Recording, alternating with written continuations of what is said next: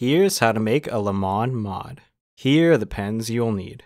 1 COMSA, 1 HGG, 1 RSVP, and 1 Signo. Sangara recommends actually using an any ball instead of an HGG since the grip is more grippy and it's also a thicker grip so you won't rip it so much. For this mod, I actually recommend using a sunburst cap so that it feels more even instead of feeling really front heavy.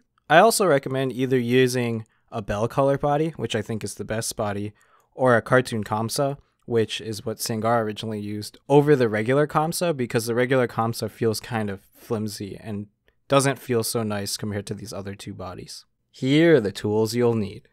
Let's get started. Take your cartoon COMSA and remove the cap. Now take your pliers and remove the tip and the back plug. Now empty out your barrel. If you have an official Dong-A cartoon COMSA, use rubbing alcohol and a paper towel to remove the print. If you have any other cartoon COMSAs, you can try to use acetone if it doesn't come off with rubbing alcohol.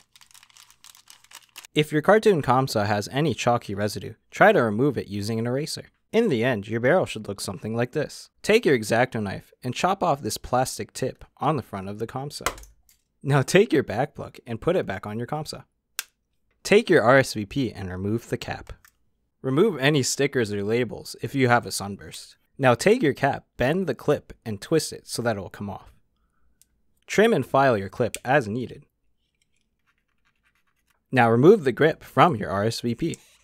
Now take your HGG and remove the tip and the grip. Now take your Signo and remove the tip. Now take your HGG tip and tape it to the front. Take your Signo tip and tape it to the front. Now take your HGG grip and push it onto the front. Now take your RSVP grip and put it in the cap. Now take your body and wrap some tape around the back plug. Now put your cap on the back of the pen. And there you go. That's how you make a LeMon mod.